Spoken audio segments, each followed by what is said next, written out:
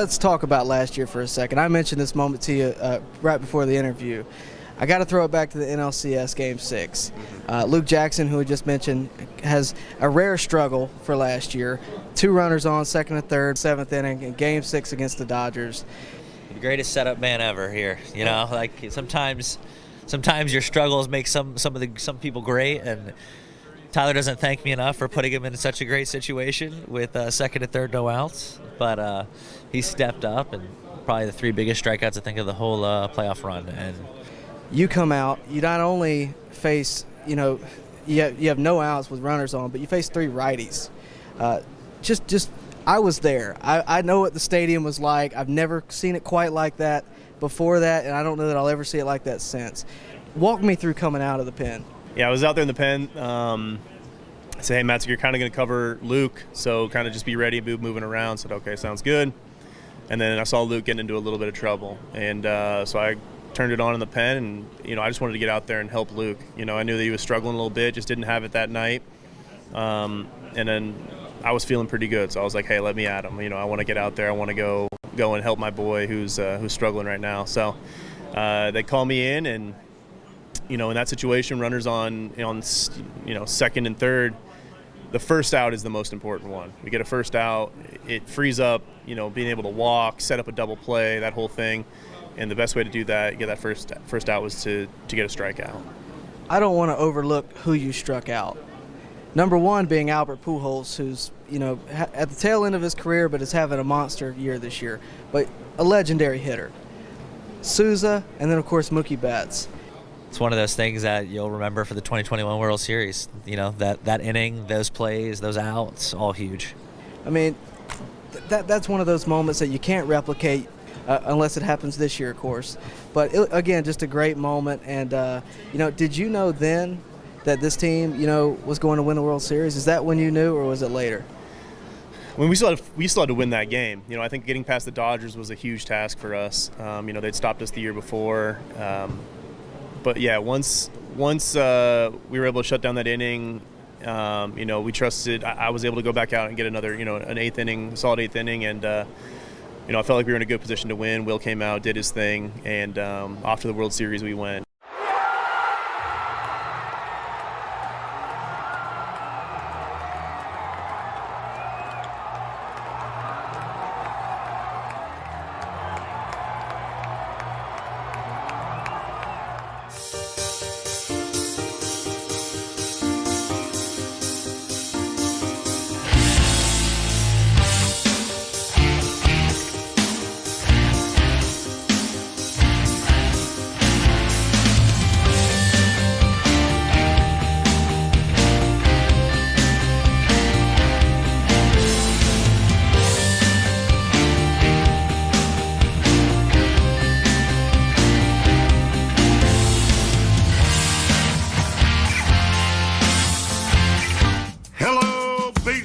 Fans, you're watching On Deck with Tyler Redmond. Welcome into On Deck. As always, I am Tyler Redmond. Thank you guys for tuning in tonight. Really do appreciate it. As always, I really appreciate you being here. Make sure to like the video, subscribe to the channel, and of course hit the bell for notifications so that you can stay updated with everything going on here at On Deck, and of course with the Atlanta Braves. Now, if you missed it earlier, good on you, because the Braves had a tough loss against the Miami Marlins, a game that they pretty much had put away going into the top of the ninth, but the Marlins were able to string together 5 runs and ultimately win with that score, 5-4 over the Braves. Never what you want to see, never what you want to end a game on. And, it was unfortunate that the Braves couldn't string together a run in that last inning, because you felt like if they could, the Braves could ultimately win. But the Braves bullpen is the story on the day. There's no doubt about it. We could talk about the offense. We could talk about the runs that were scored. But at the end of the day, the one thing everybody's going to circle back to is the bullpen, and specifically A.J. Minter. A.J. Minter has had quite the time since arriving back at home. He has had rough appearances against the Astros, 2 if you count them. He's had rough appearances against now the Marlins. So it's been a tough go at it for AJ Minter. We are going to talk about that. We're going to talk about the overexposure of the bullpen in this hour, and we're also going to talk about ways that it can be fixed. Now, we are also, of course, going to talk about whatever you're talking about. I think most of the conversation today is going to be geared towards the bullpen. That's without a doubt. Now, a lot of people are going to talk about AJ Minter, but I don't think you can talk about AJ Minter unless you talk about Raisel Iglesias first. Now, when I talk about Raisel Iglesias, it's not in a negative light. It's nothing like that. But you would be fooling yourself if you didn't think that Raisel Iglesias, his absence, was a big factor in what happened today and what I think is going on in general. The Braves have had a tough time in general when it comes to putting games away. Now, it's not solely up to Raisel Iglesias, but he was the closer last year and was the presumed closer going into 2023. So that is a big factor, no matter how you slice it. Not having Raisel Iglesias is a big deal. The Braves, though, have been able to win for the most part. They, of course, are still enjoying a lead in the NL East, regardless of what that is after tonight, headed into a series with the Mets, the first series and meeting between the Braves and the Mets in 2023. That is much better than where we were last year, no doubt about it. But this bullpen does have some flaws, no doubt about that either. Of course, I've mentioned Raisel Iglesias on the IL. Joe Jimenez is on a paternity leave. I've seen a couple of you guys comment that already. That's a factor in this as well. But ultimately, this bullpen has been, in some cases, overused, in some cases, overexposed. Now, it's not everybody. I would think a lot of us would like to see more of Joe Jimenez, maybe even more of Nick Anderson. But the Michael Tonkins, the Jesse Chavez, AJ Minter, some of your key guys that have been key guys for a number of years are getting the brunt of this. And I've seen a lot of people go after AJ Minter, primarily uninformed people go after AJ Minter. I wanted to address that really quickly, and I'll inform you, because AJ Minter, in the past week, yes, he has a 15 ERA. I'm not defending that. But also realize he's thrown 87 pitches across 3 appearances. 2 of those, I believe, being with the Astros. He's been working, okay? Now, he's had rest, too. It's not like he's just, coming out there and throwing his arm out. That's not what the Braves are doing. He's completely healthy. But when you throw 87 pitches in a week as a reliever, and they're stressful pitches. Now, should they have been stressful today? Probably not, considering they were up 4-0. But when you do that, you're going to get gassed. AJ Minter has, for one, I believe, leading the National League in appearances for all relievers. So just keep that in mind. The Braves have really depended on him, and he's shown up most times. Now, this past couple of weeks would give you a false stat line and a false representation of what AJ Minter has been to the Braves in this season. But ultimately, do realize AJ Minter has been so much of what the Braves have been able to do this year has been on the back of AJ Minter, at least when it comes to the bullpen. Not to mention all those times early in the year without Max Fried and Kyle Wright, the bullpen was covering up, those absences. Do realize that. Now, there's some absences in the pen that have to be covered up and worked around. And not everybody likes that. And I understand not everybody liking that. I do. But when your starter throws 3 innings and then you have a rain delay and he can't come back out, your bullpen's going to have to carry the load. And boy, did they try. Because today you had, out of the pen alone, Colin McHugh throw 2 innings. Good to see him back, by the way. That's the first step in this fixing itself. Dylan Lee threw an inning. Kirby Yates threw an inning, all scoreless. Then AJ Minter came in. You think it's locked down. He throws 2/3 of an inning and gives up 5 earned runs when Jesse Chavez finishes it off. Not the way you want to work it, not the what you want to see there, but it does happen sometimes. And there's no avoiding that. There's no, at some point the bullpen's going to fail. That doesn't mean the bullpen's bad. It just means at some times it's going to fail. When you have to throw out 5 relief pitchers, someone's not going to be on their game, right? That happens. And if Kyle Wright throws 6 innings today, and we're talking about forces none of us can control. We're talking about the weather. But if Kyle Wright had thrown 6 innings today, you can't tell me that Colin McHugh's 2 scoreless innings and Dylan Lee's scoreless inning would be much different. You could also say that the Braves not tacking on runs as the game went on. They scored them all in the 5th, and that was really it. And against the Marlins, you expect more than that. But it was just not there today. I do think this bullpen is overexposed. I really think A.J. Minter is overexposed. Getting Raisel Iglesias back will solve some of that. Getting Joe Jimenez back will solve some of that. But those two being out are a huge loss. I think you could flirt with the idea of maybe adding on someone with a little bit more strength, on the back end of this bullpen. Danny Young has been fairly good, but, and Michael Tonkin's been able to, give you some length. Nick Anderson's been all right, but we haven't seen what this bullpen has been made to be this year. We were told that this bullpen was going to be consistent. We were told that this bullpen was going to be good. I'm not seeing that a ton yet. Now, that may change when Raisel Iglesias comes back, because what that will do was not only put Raisel Iglesias to cover the 9th inning, which is a lot tougher than a lot of people give it credit for, but it will also allow other relievers to be on regular routines. We haven't seen that. We've seen AJ come in the 8th inning, the 9th inning, sometimes both. We've seen Nick Anderson come sporadically. Kirby Yates comes sporadically. Of course, Colin McHugh made his first day back. But Dylan Lee has been out of rhythm as well. There's been a lot of that, just not seeing guys get the regular routines. Think about when the Braves have a good bullpen. You pretty much know who's coming out 6th, 7th, 8th, 9th inning, whatever the situation may be.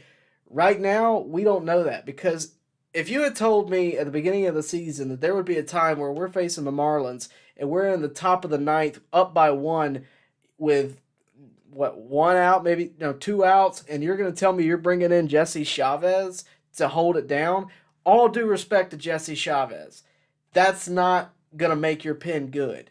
That's not who you go to in that spot. You go to Jesse Chavez to keep you in a game down by 5, up by 5, whatever the case may be. That's his role.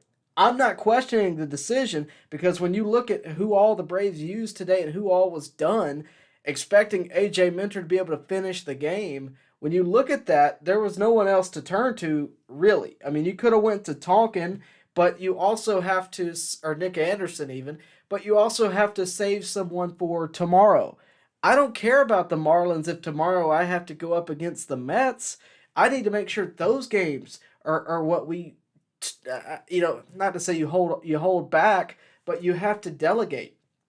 As I always say, it is a marathon. It is not a sprint. And when you look at the next contenders, they're a much better team, number one, but also they're the team that are behind us in the standings. They're the team that we have to fend off. And if I'm going in there without anybody available to pitch in the bullpen, I'm not really going to do too well against the Mets. So that's what I want to leave you with, really. I think getting Raisel Iglesias back specifically is going to be a huge get. I think getting Joe Jimenez back will be a huge get. But overall, the bullpen needs to step up. And it can't just be A.J. Minter. A lot of people are going to look at today and be like, Tyler, how could you say that A.J. Minter's the guy that gave up the 5 runs today, technically? Sure, you can tell me that all you want, but A.J. Minter has been carrying a load that no one is going to be able to hold. And if A.J. Minter can be given 1 inning every 3rd day, I think A.J. Minter will succeed. Now, he's not pitching to the best of his ability, throwing it right at the belt. I don't deny any of that. But I also, you can't choose when to pick it. How do I put that? You can't pick and choose when you want to target somebody, right? Because A.J. Minter 2 weeks ago had a sub-2 ERA, I believe. He did get shook around a little bit with Yordan Alvarez the other day, no doubt about that. But that's a great hitter. That's gonna happen. The Marlins, we got to beat the Marlins. They're the team you want to sweep against. And a lot of people, I think, are getting a little overly upset about it. Now, granted, I think we gave away a win today, but also realize we won the series. We won the first 3 games. One of those games in a comeback fashion as well, just like the Marlins just did against the Braves. So not all is lost. We're not in a losing streak by any means. We're not in, doomsday or anything like that. But there is things to look at on this team. There is, ways to make this team better. I think the bullpen is your number one target right now, because the offense is the offense. I mean, other than Marcell Ozuna, we can have that discussion too. We seem to have it every time we get on here because everything in the offense seems to circle back to Marcell Ozuna. But ultimately, your bullpen needs improvement. You know what your offense is going to be most of the time. You know what your starting rotation is going to be. Your bullpen's got to be able to lock down games. Today wasn't their day, but I do think this pen can be good. I think it can be a lot better than what it's been. And in the early part of the season, it really was. There wasn't much to complain about in the early part of the season, especially considering the load that the entire bullpen was carrying. Now it seems to have gotten the key guys, right? It seems to have gotten AJ Minter. It seems to have gotten Jesse Chavez, and guys like that can't just continue to do it beyond a certain point. I need guys like Kirby Yates, Nick Anderson to throw some more innings. Kirby Yates has thrown 8 innings, by the way. AJ Minter's thrown 12. It's not a huge difference, but on average, that's 4 more appearances for AJ than Kirby. Kirby's a guy who, when we signed him, was a 2023 experiment. And I know a lot of people are going to say, well, Tyler, Kirby's not a guy you can necessarily turn to in a situation where you're up by 1 and have 2 runners in scoring position. I don't disagree with that right now, but he's got to be given the opportunity. He's got to be given the chance to go out there and swim or drown, because that's what we're paying him to do. Kirby Yates, before his injury, was a stud. He's a guy that he was a closer for the Padres. This is a guy who can pitch. I don't care if it's the 6th, the 7th, or the 8th. He came out today, had a scoreless inning. That's great. Do I think that... Am I blaming Snitker? No. I think he did the right thing. I mean, under the circumstances, your starter throws 3 innings. You get a guy that can give you some length. Colin McHugh, also low leverage for the most part. He's coming in, he immediately gets 4 runs given to him. He can go 2 innings, let him. I think that's right. I don't mind Dylan Lee, Kirby Yates, and AJ leading into the end of the game. But I also realize AJ has been used time and time again. And ultimately, I think he's really overexposed. I think, the Marlins, have seen him already. The Astros saw him twice. The same batter saw him twice. And both times had clutch hits against him. You can't turn to AJ every time. And when Raisel Iglesias comes back, you can't turn to Raisel Iglesias every time. Now, if you're in a win scenario, sure, go for it. But there's got to be a better mixture. Today, chalk it up to the baseball gods. I don't know. But it was a rough one. But I really think it's ultimately because of the bullpen overexposure. That's my spiel today. We are going to get into what you guys want to talk about, but before we do that, I really need to talk about our friends at FOCO. They got some new stuff out there, so go check them out. The Atlanta Braves Spring Essentials. That is on FOCO.com. The link is down below. And in case you did not know, FOCO is a leading manufacturer of sports and entertainment merchandise, celebrating more than 20 years in the industry. The company's always growing product lines includes apparel, accessories, toys, collectibles, novelty items, and more. FOCO is licensed with all major sports leagues and over 200 colleges and universities, as well as entertainment properties. Click the link in the description below to purchase bobbleheads, hats, shirts, shorts. It doesn't matter. They got it all. Make sure to go take a look at the Atlanta Braves collection. Now, with that said, I also did want to mention, if you missed it last night, we actually gave away a bobblehead from FOCO. That they are sending it to the winner last night. So that being said, if you're a regular watcher, make sure to subscribe. If you're watching us anyway, subscribing doesn't hurt you at all. Also, please do me a favor, like this video, and maybe you'll win the next one. Of course, we do plan to have more giveaways through FOCO throughout the year. Let's get into what you guys want to talk about, but before we do, again, please make sure to like the video. That always really does help us out. Matthew says, hey, Tyler, why aren't the Braves using Joe Jimenez? I mentioned that already, but Joe Jimenez is on paternity leave right now. He's not on 26-man roster. He is out. That being said, before that, I'll even say, before that, they weren't using him a ton either, and I think that's mainly because he hadn't been that successful. Now, does that mean they're right for not using him? I don't believe so. I think they still should throw him out there and at least test the waters. But I think ultimately it's because they don't feel like they can trust him. They know they got to win games. And they get into the same flow of things, and the opportunities aren't there, right? We've seen an awful lot of Tonkin. We've seen an awful lot of AJ Minter, and that's a good thing. Both of those guys have proven themselves. But if you can get everybody to be on that regular, mix and to be able to contribute to what the pen's doing, you're going to only get better. I'd like to see more Joe Jimenez when he returns. We'll see. I don't really know what the situation is surrounding him right now, but I would like to see more of him. I don't deny that. Chris Field says, "What's up, Tyler? A tough loss today. No doubt about it. I watched every minute of it. It was tough.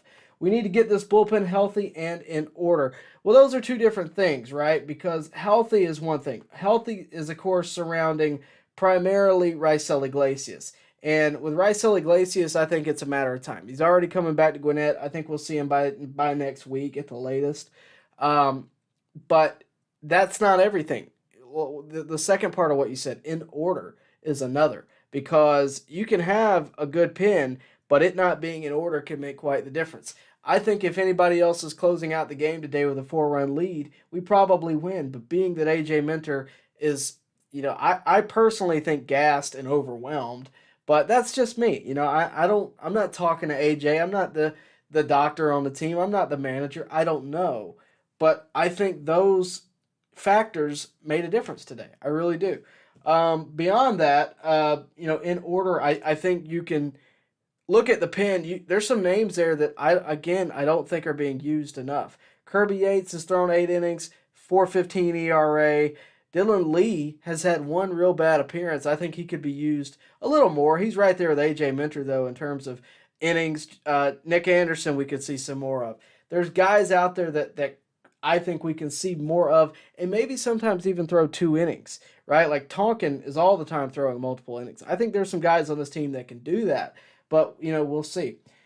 Chris Kaysen says it's a strange day today, but ready to get at the Mets. Yeah, it's anytime the Braves play the Mets, no matter what time of the year it is, it feels like the postseason. They're big games, and they're very important. We'll see. We will see. A lot of you guys tuning in the chat tonight. Really appreciate it. Reminder to like the video, and of course, Super Chats do get priority in the comment section, so just be aware of that. Let's see.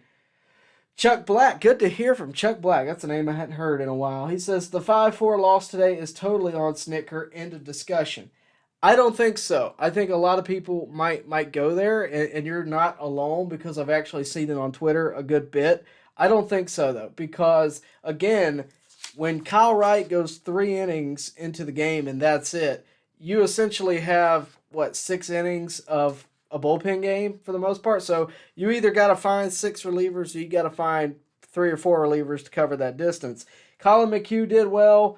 Dylan Lee did well. Kirby Yates did well. AJ Minter, if you ask me, is who's to blame here.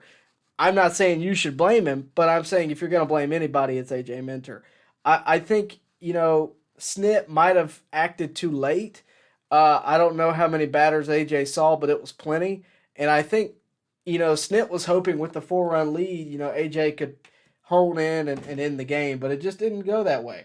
Very strange. I don't blame Snit, though. I think Snit acted at the right time, and you heard Glav on the call today pretty much say, like, Snit has to do something here. Like, he gave AJ every opportunity, and I think he was trying to show a little bit of faith, but at the same time, I think it hurt him a little bit, too. But again, I don't blame Snit. I think that's consistent with what Snit does. And, it didn't go the Braves' way today. Would have been nice if it did, but I'm not really one. To be fair to you, Chuck, I'm not one to blame Snitker on a lot of things, just because I think a lot of things are out of his control. AJ's performance today was one of those things. If he had a crystal ball telling him the future, I might blame him, but I don't see him being able to predict something like this. If AJ was hurt, if AJ was, if the stat line showed that a 4-run lead with AJ Minter was too much, if AJ Minter was, if it had shown before that AJ Minter was not the guy for that spot, I would agree with you. But it isn't. AJ's proven to be that guy. He just hasn't been himself in the past couple of starts. I would think Snit's looking at this Marlins lineup. Snit, well, Mentor's got a 4-run lead. Why not put him in there to end this game and get some confidence back? That's what I think. That's how I look at it. But I can understand how your sentiment. Matthew Brenningham's giving us NFL news. Carolina Panthers just took Bryce Young, number 1 overall. Texans took C.J. Stroud, number 2. And the Cardinals are on the clock with number 3. I'm probably super late on that information because I got that notification a few minutes ago. No surprise to me that Bryce Young got picked first overall. We cover college football where I work, and there's that doesn't surprise me at all. C.J. Stroud doesn't surprise me either. Chris Kaysen, I think he summed it up perfectly in response to Chuck Black. You got to give your guy the chance to end the game. I mentioned earlier that you can't go to Raisel Iglesias all the time. When he comes back, just like you can't go to A.J. Mentor all the time, you can't go to Raisel Iglesias. I think Snit was kind of hoping, well, maybe A.J. can click back into it and figure this out, and he can be a guy that we can go to in the 9th if need be, if Raisel isn't there that day. I agree. I think you got to give him the chance. Of course, it didn't work out today, so I could be wrong. I mean, I'm far from perfect too, but I think I'm not blaming Snit in that position. I'm not. To me, it's an AJ problem. Again, it's not a problem where it's like a point the finger type of deal. It's more of a problem where, hey, AJ, we need you to get fixed. We need you to get situated. And his throwing it low, middle of the zone at the belt ain't where it needs to be. I was listening to Eric O'Flaherty and David O'Brien a few minutes ago, and they were talking, Eric O'Flaherty was talking about when AJ's good, he's high in the zone. That hasn't been the case lately.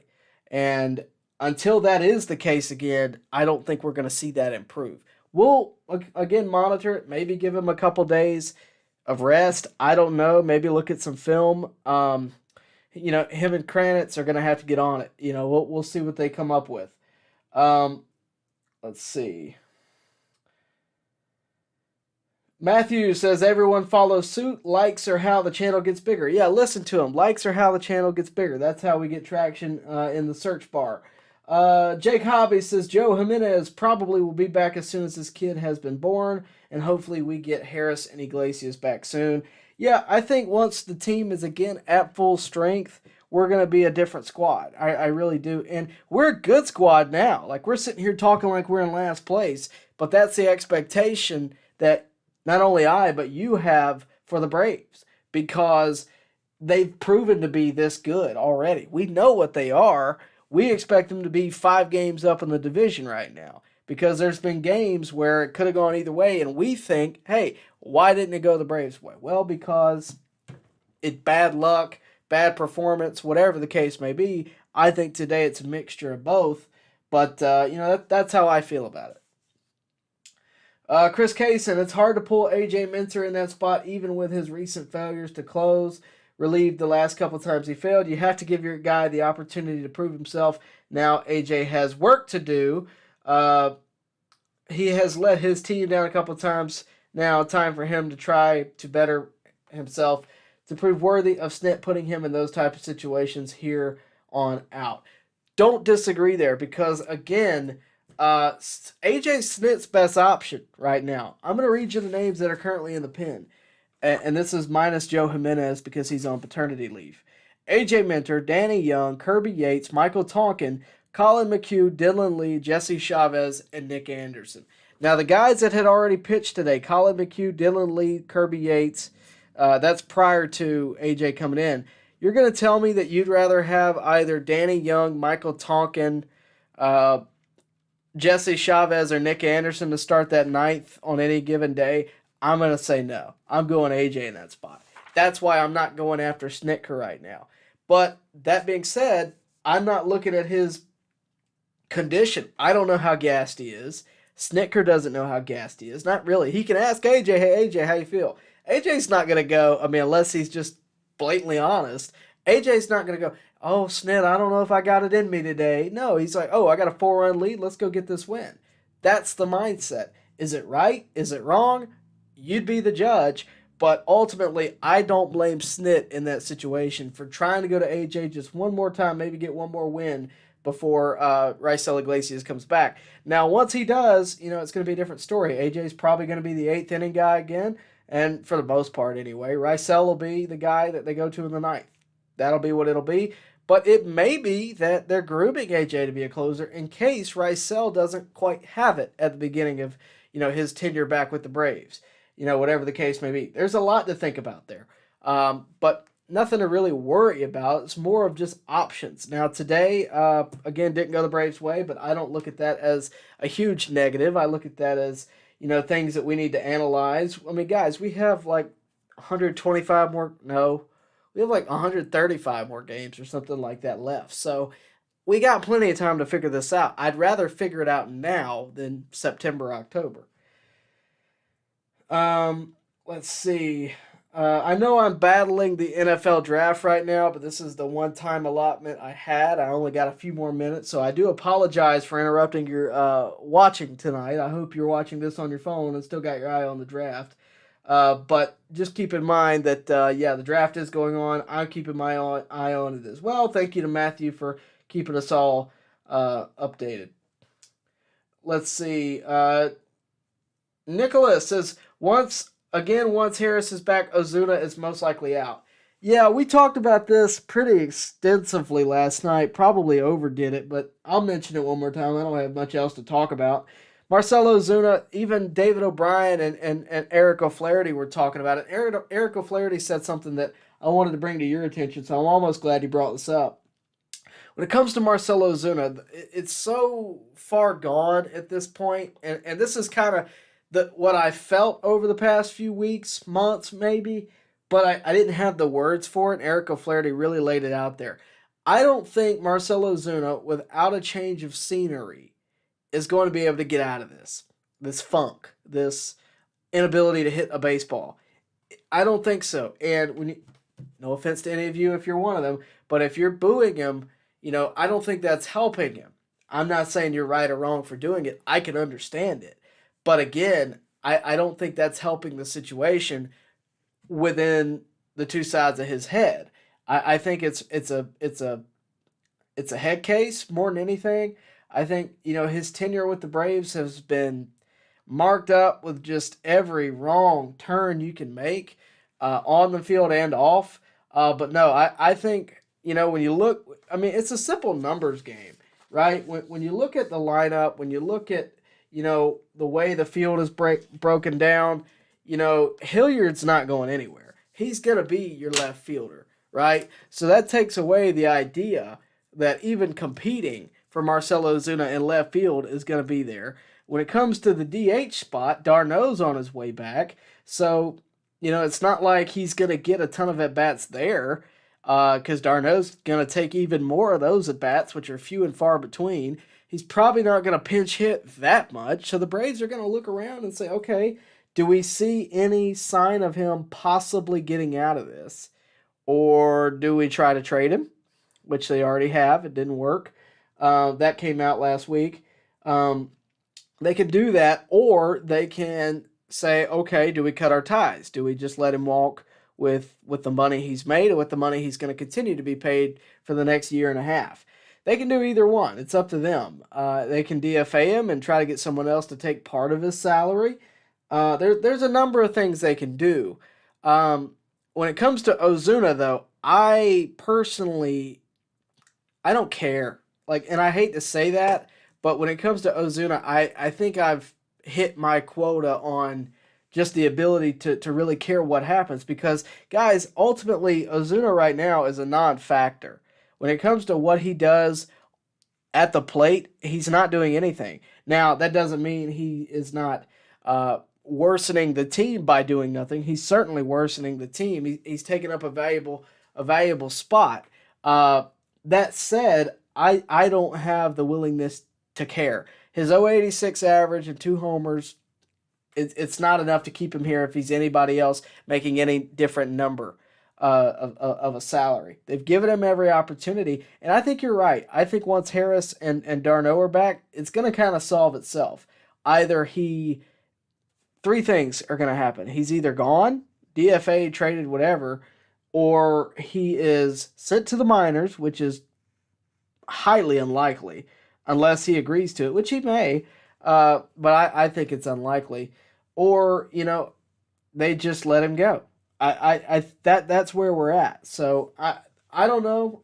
But yeah, when it comes to Marcell Ozuna, I've hit my quota. There's nothing else to really say about it. I wish there was more to say about it. I don't think he's going to be with the Braves much longer unless he just breaks out and absolutely starts smashing.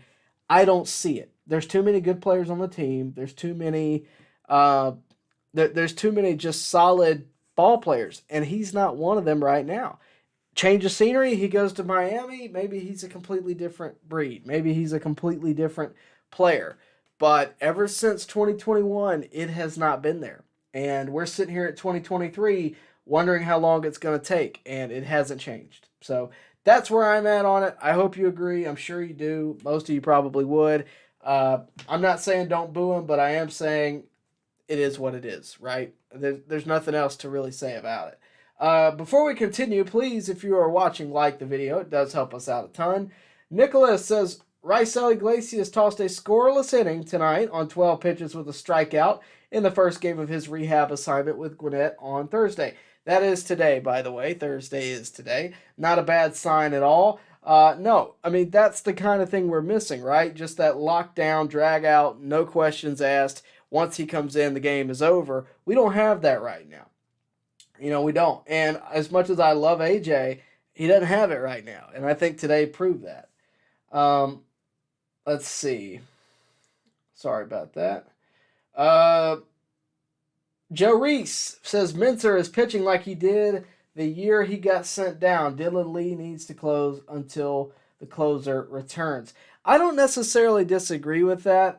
When it comes to pitching like he did when he got sent down, I'll be honest with you, I vaguely remember that. Minter wasn't someone that was so far on my radar that it was like, oh, this is important to realize. I will say that the reason he improved was he didn't walk anybody. And he's not walking people. He's just getting hit. And that's I think the difference in the year you're talking about, because from what I do remember about it, he had that same problem that Kyle Wright had back then, and that is almost too scared to pitch to the guy. He didn't want to get hit around, right? He had too much respect for the guy. And I think Minter doesn't have that. I think he's confident in his pitches. I think it's just he's not locating them. And maybe the velocity's down. I don't know. But I think mostly it's command and location. Because, like I said earlier, he really works well when he's high in the zone. A lot of his pitches are belt level. And that's what led to the Jordan homer. That's what led to the Jordan clutch hit the other night. And, of course, that's what led to a lot of what we saw earlier today. So I think that's really what it is. I don't think it said he's pitching like he used to, because if he was pitching like he used to, he would have walked the bases loaded and then given up a hit, right? So I don't think that's the case at all. And what I do agree with you on is Dylan Lee. I would not mind seeing Dylan Lee given the opportunity for a closer role. Is he that guy? Does he want it? We'll see. How will he handle the pressure? That's a question, but I don't think one bad appearance is enough for me to go, yep, AJ's done. We're through with AJ. That's not where I'm at. And, it's also not enough for me to go, yep, Dylan Lee, you're the new closer till Raisel gets back. I don't mind him getting the opportunity there. I would have liked to have seen it today, especially considering he pitched looks like the 7th. Kirby pitched the 8th. I think they really thought they were going to win it, no problem with AJ. Doesn't always happen that way. Chris Kaysen. Chris Kaysen. Do you see Hilliard overtaking left field when Michael Harris returns? Maybe Hilliard Rosario will be main 2 in left field. Also, do you think they will send Ozuna down if they never use him in DH or left field? Well, we kind of talked about that already, so I'm going to bypass the Ozuna conversation. No disrespect to you. When it comes to Hilliard taking left, I think so. I think he's a great fielder. You're talking about potentially one of the best outfields defensive-wise in baseball, if that were to happen. So, yeah, I definitely think it's a possibility. Will they do it? Who knows? Will Hilliard and Rosario be the main 2 in left? I don't know about that. I think you could see Eddie DH sometimes. I think you could see a platoon. There's a number of things. I don't know if they're both going to be left fielders. You could consider them that way, but I don't know if they're both going to be main left fielders, mainly because platoon traditionally is a righty and a lefty. You're talking about two lefties here, so it doesn't really work. You're not going to platoon Harris or Acuna anyway, so that's out of the question. I think Hilliard could potentially be a DH. I think Eddie could potentially be a DH. But the problem is that you're taking a bats away from d'Arnaud unless you just want to give him days off. I think you're going to see them become what A-Ray Adrianza is right now, what Kevin Pillar is. The occasional, on-field, occasional start, on-field presence a little bit, but mainly used at the plate. I can see Hilliard really being in left field every day. When it comes to Eddie Rosario, Eddie, hit pretty. I think he was at least 2 for 3 today, maybe 2 for 4. But at one time he was hitting really well today. Eddie could be back. I'm not going to lie to you. I really think Eddie could break out at any point. I hope so, because the Eddie that was there back in 2020-21 during the postseason was a monster. I don't think anybody's going to deny that. He was an absolute monster. If he can unlock just a piece of that, we're talking about a completely different player. Better than Hilliard, if he's anything like what he was in 2021. But Hilliard's been that good. I do have some concerns about Hilliard, and I mentioned this last night in the stream we did. When it comes to Hilliard, my one concern is that he's a career 217 hitter at Coors Field. So at some point, I expect a drop-off. I think he was 0 for 4 today. As good as he's been in the field, as good as he's been at the plate, I don't expect it to be that way all year long. I expect him to maybe be hot and cold. I just hope he doesn't completely drop off. But in that spot, I'm going to go to the trusted veteran that I know can hit, his way out of a paper bag, and that's Eddie Rosario. Whether you disagree with that or not, Eddie can tear up right-handed pitching. So, we'll see. Nicholas says, what's the timetable for Travis looking like? The timetable for Travis d'Arnaud, ultimately, I think he's on about the same track as Michael Harris. Don't quote me on that, but last I saw, he was hitting BP and catching as well. I think he'll be back soon, relatively, maybe within the next week. But again, don't quote me on that. It could do a number of things. Jake Hobby says, Pillar, I don't know what happens to him when Harris gets back if they keep Ozuna. He'll likely get DFA'd, I would think. That's why I'm hoping they choose to do it with Ozuna. But we'll see. We'll see. Mark Narmore says, I like our roster except for Ozuna. We need to at least win 2 out of 4 in New York. It's a marathon, not a sprint. No doubt about it. We got a long road ahead with New York. If they're going to be anything like what they were last year, we got to, it's better that we started the year like we did. We never got out to a 10.5 game deficit. And I don't foresee that happening with this team, pending a terrible collapse. You heard me knock on wood there. But no, I don't foresee anything like that happening. When it comes to New York, though, we're going to have our hands full. They are a very good team. They're not that far behind. They're either within a game of us, or if they got to play tonight, I'm not sure. But they are a very good team with a lot of talent, a much better manager than what they used to have. They could be a big threat in the National League East. We gear up, of course, for the first series against them tomorrow night. It's going to be an exciting watch. Joe Reese says Austin Riley striking out 4 times in a game isn't helping matters either. I'm glad you brought that up because I wasn't going to talk about it. I had kind of forgotten about it. Olsen's finally coming around a little bit. Riley's really struggling at the plate. I remember I watched one at bat earlier and he swung over a ball that wasn't even close. We're talking about one pitch here. We're talking about one at bat here, but it's been a consistent issue really since the Houston series. He seemed lost at the plate. Olsen, too, up until a couple of nights ago.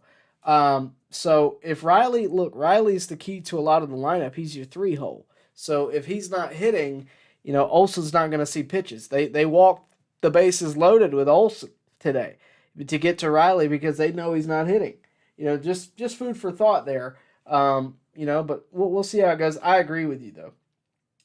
Jake Hobby says, if we got a few more with bases loaded in 5th, probably wouldn't have been an issue leaving Anderson in.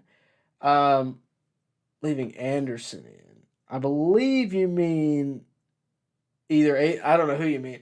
Yeah, that's the other key, other side of the coin there.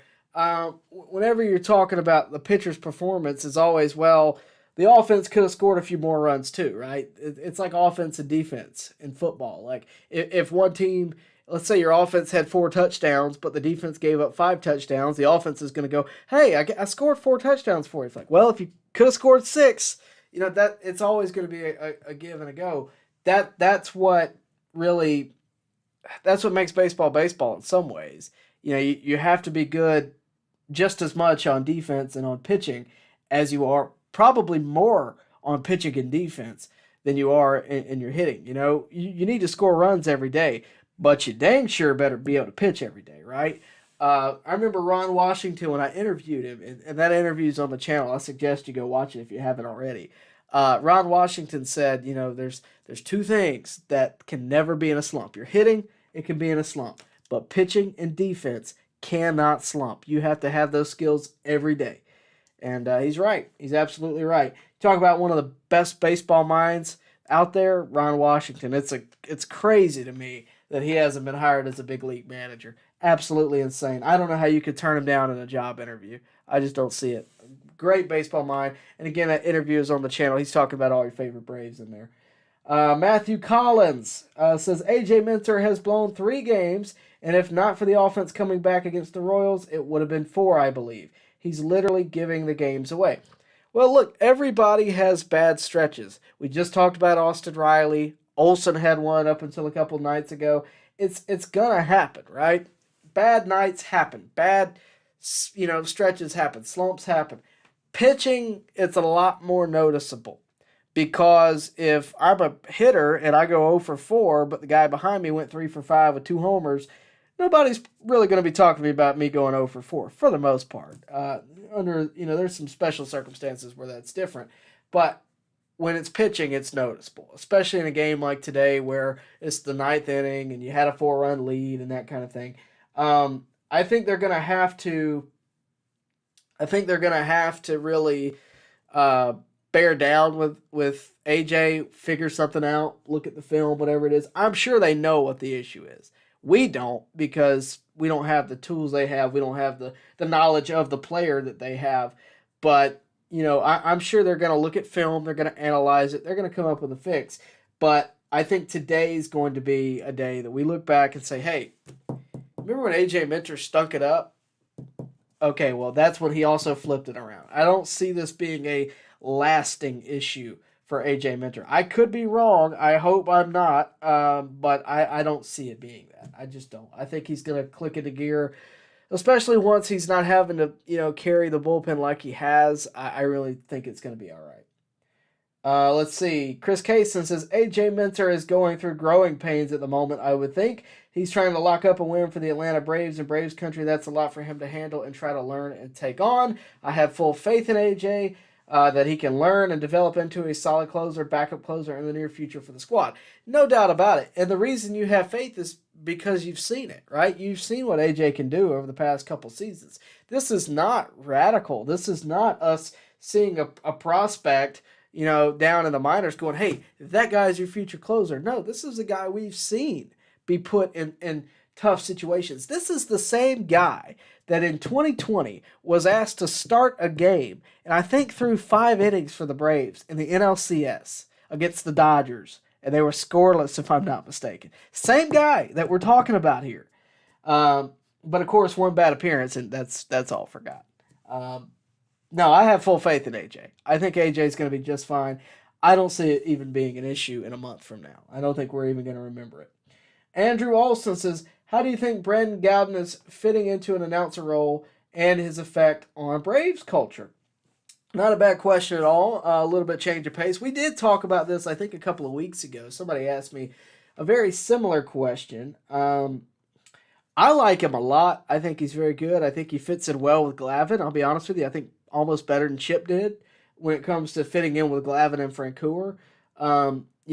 Probably because this is, what he wanted to do, is work for the Braves as a kid. So Braves, if you're looking for any more broadcasting talent, right here. But no, I really like what Brandon's doing. I think he's done a phenomenal job. I think he works well with the crew. I think, just the fact that he knows the team, he knows the history, he knows the culture. And, he's, I've said this a couple of weeks ago, but he's one of you. I mean, he's a fan. He grew up listening to Chip Carey. He grew up listening to Skip Carey and Pete Van Wieren, right? So he grew up watching Tom Glavine, and now he's sitting in the booth with him. Who wouldn't want to listen to that broadcast? So that's the difference. And that's what you get when you hire somebody that's from, Braves country, right? And I can attest to that to some degree, I guess. I work in Columbus, Georgia as a sports anchor. Most of you, I think, know that at this point. But I'm from Columbus, Georgia. So I know this community. And it really helps, number one, because most of the people watching me have met me before, or I say most, but some. And most of the coaches know where I'm from. A lot of the people in the community that I have to call, I know them because I've lived here. I've worked with them in other capacities, whatever the case may be. But I know this community. And it Brandon Gowton, a similarity that I'm stretching a bit here if I'm honest, but it is a similarity. He's from Braves country, right? It's like a fan. You're listening to a fan. Just like Harry Carey was like listening to a fan, right? He's part of the community. So you're asking me what his effect is on Braves culture. I think the better question is, how much is he influenced by Braves culture? And I think you'll find your answer there. Guys, I really do appreciate you tuning in tonight. We're not going to be on much longer, maybe till about 9:30 or so. I want to get as many of your questions answered as I can, and I'm hurrying to do that. But please like the video. It really does help me. We put a lot of work into these streams, a lot of time and effort just to make them happen. So it really does help me out a ton when you like the video. And, of course, super chats are always appreciated, and they do get you moved to the front of the line. Again, thank you for tuning in tonight. Chris Kaysen, he quoted me. When it comes to Marcell Ozuna, I've hit my quota. Tyler Redmond. Yeah, put it on my tombstone, I guess. I've hit my quota. That's where I'm at. I've hit my quota. Nicholas says, I know they are young. Richie Murphy and Shawner have been really interesting to keep an eye on. Yeah, we got interviews with a couple of those. He's talking about J.R. Richie, Owen Murphy, and it's Shawver. Smith Shawver. Yeah, I mean, we've got interviews with J.R. Richie and Owen Murphy. That's why I know their names. They're very nice, but they're also good people to listen to. And both of them have interviews on the channel. I suggest you go watch them. I wish I could. You know what? I might be able to. I'm going to find the link for you and put them in the chat. But no, both of those guys are really good prospects, first-round picks, both of them. Another guy that I'm going to tell you to keep an eye on, and I've told you this before, but it's Cole Phillips. Cole Phillips is a guy who, frankly, I've known since he got drafted. I messaged him that night, asked him for an interview, and he was up front and came out and did it, and I've been keeping in contact with him ever since. Just dropped the J.R. Richie in the chat. I'm going to put Owen Murphy here in just a second, but no, Cole Phillips is another one that you really ought to keep an eye on. He's got a big fastball when he's healthy. He's coming back from Tommy John, if I'm not mistaken. Sorry. But no, both of those guys are great, and their interviews are both great as well. If you haven't seen them, I am putting them in the chat. Here's the second one. That is Owen Murphy. So make sure to check those out after the stream. Don't leave here to go watch those. Stay here with us. We really would appreciate it. Let's see. I got to find where I was. Chris Kaysen says, Kenley Jansen so far has been just about lights out, just a little tidbit. I myself did not want to continue with Kenley Jansen this year with the Brave squad. I didn't either. I wasn't super sad when he left, but I also knew there was going to be a day like today where we look back and we're like, man, I really wish Kenley was still here. But you can't, I mean, Kenley's a closer, right? And when you have Raisel Iglesias on the squad, and he's doing what he did last year, it doesn't surprise me that the Braves did say, oh, we need Kenley, because they had a closer right in their hands, right? Signed long-term as well. So it didn't surprise me at all. That all said, I think you very well may see some action come trade deadline when it comes to this bullpen. I mentioned that earlier, maybe before. If Raisel Iglesias is struggling, when he comes in, I think you may see it before. If he's locked down, then I think it'll be left alone till at least the trade deadline. But we'll see. Mark Narmore says, love Pilar's effort. He's willing to run through a wall defensively. Remember, he had a few days after getting hit in the face with the Mets. I was at that game. I was at that game. I remember that happening. It was Jacob Webb on the mound. I was in. I went with some other people, so I was in the nosebleeds. No shame on that. But no, that was the first time I'd ever seen blood visibly on a baseball field, where I could see it from the stands, and it was gnarly. He went out there the next day and I think delivered the lineup card, and he was playing, I think, within a week or two. The dude's a beast, no doubt about it. I love the fact that he's got that effort. He's had 2 plays that didn't go his way where he dove into the fence like you're talking about. One of them was a triple. I think they might have both been triples. But you're right. He goes for it. I mean, that is something I love about him, and I think it kind of influences the rest of his game as well. It's not just it's not just in the field. It's a lot of different aspects of his game. But no, he's a beast and he's a veteran. He's tough. At the end of the day, that's the word I think for him, is tough.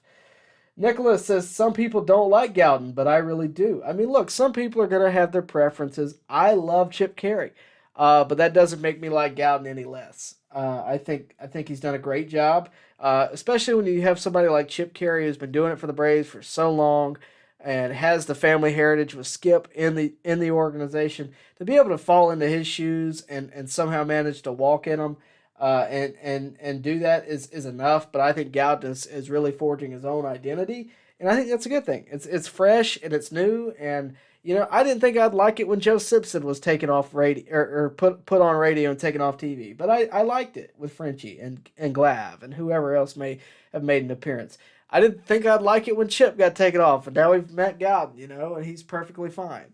In fact, I think he's very good.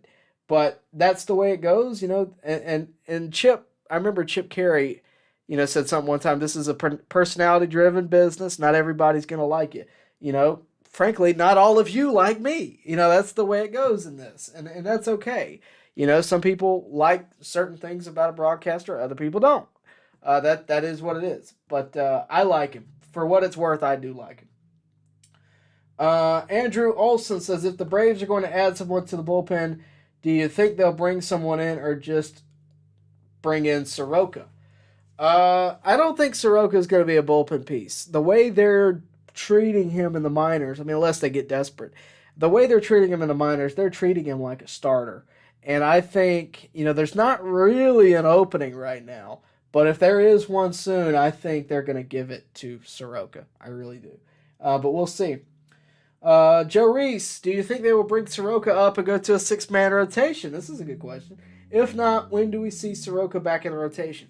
That is a great question, and it's a question that, I'll be honest with you, I don't have the answer to. It's a question that I don't even think the Braves have an answer to now because, you're talking about a rotation right now with Fried, who's not going anywhere, Strider, not going anywhere, Kyle Wright, not going anywhere, Charlie Morton getting paid way too much to not go anywhere, but he's also performing well. He's not going anywhere.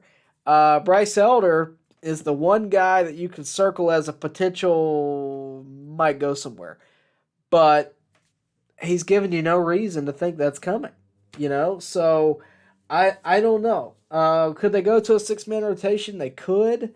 Will they? I don't know. I don't know if the old school mentality of the Braves is going to show and them not do that. I wouldn't be opposed to it, especially if the 6th guy is Michael Soroka. I wouldn't be opposed to it at all. We'll see. That's all we can really say for right now is we'll see.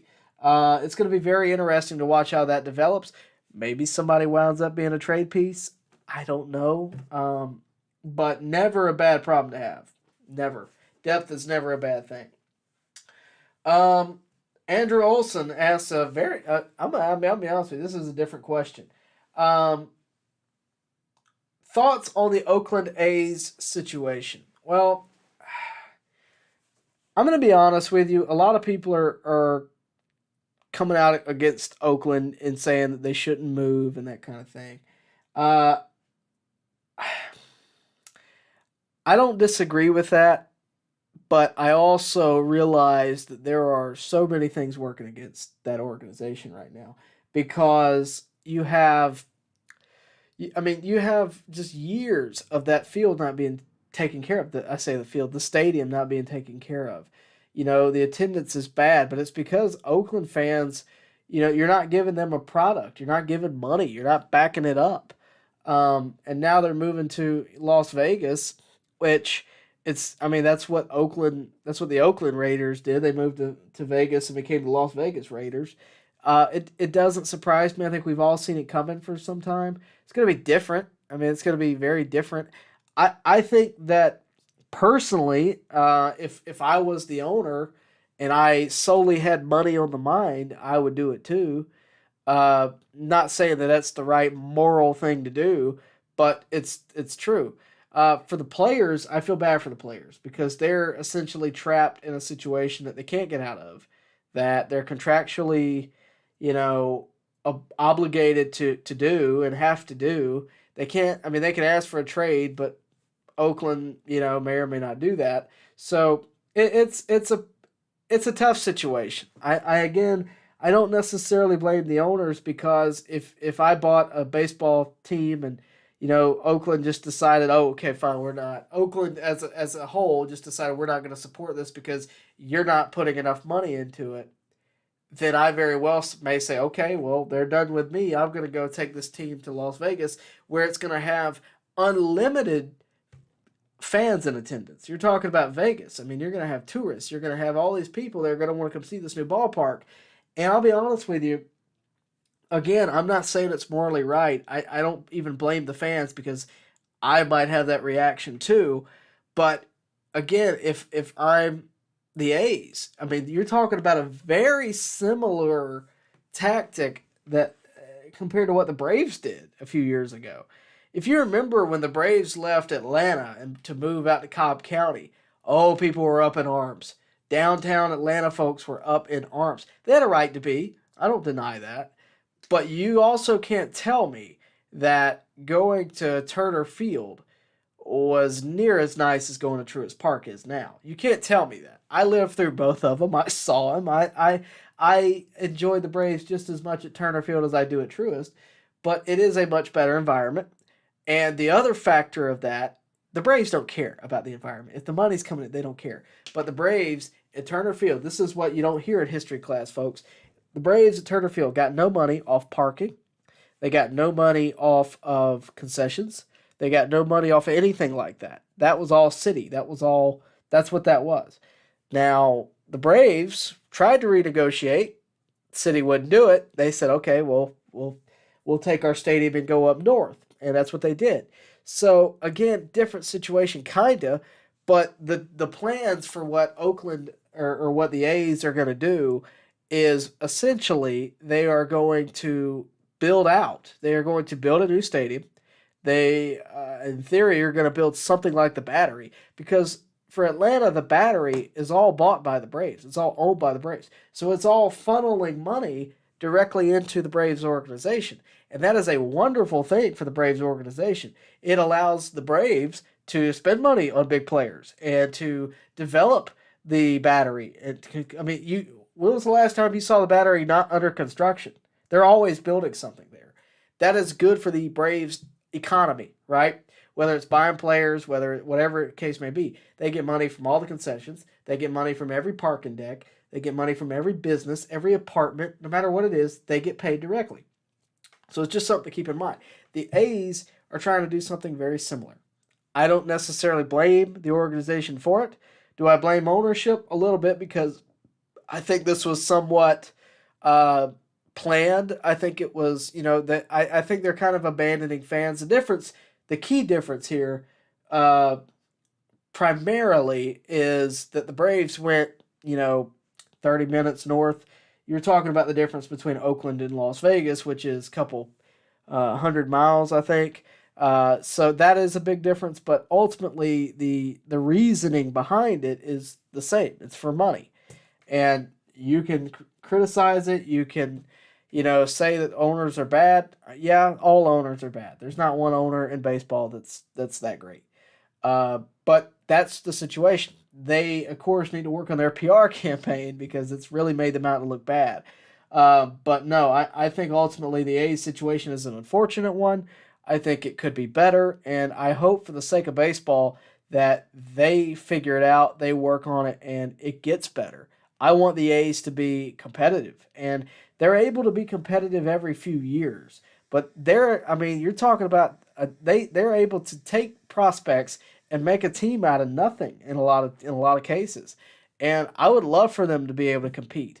I told somebody the other day, they're like, oh man, I don't think this is good for the A's. And I said, do you realize that if the A's had, let's just say, Red Sox money, they would be just as good as the Red Sox, arguably, because they would be able to pay to be just as good as the Red Sox. The A's are the laughing stock of Major League Baseball. Something's got to give. And I hate it for Oakland fans, real Oakland fans. I hate it for them. I do. I'm glad it's not me. I'm glad that the Braves will never be what they are. I truly feel bad for them. But also, they are the laughing stock. The whole organization is rough. If you've never watched Moneyball, it's a fascinating watch. Some of it's Hollywood, but it is a fascinating watch. And I would really encourage you to do that. But you'll see what makes their lives so hard. Billy Beane is played by Brad Pitt in the movie, but Billy Beane is left with, basically buying it with pennies on the dollar, buying players with pennies on the dollar, and he's able to make it work.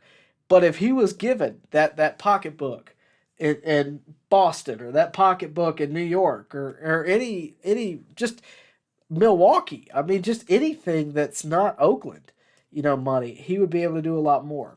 And I'm telling you, if you've never watched Moneyball, it's worth the watch. I think that's the end of the comments for tonight, and that's probably good because I've got to go. But thank you for letting me comment on the Olsen situation, the Oakland situation. I appreciate that, and appreciate all you guys watching. One more time, do want to remind you to go check out our friends at FOCO. They got all kinds of stuff. The City Connect bobbleheads, which I showed you the other day. And, of course, their new Spring Essential Collection.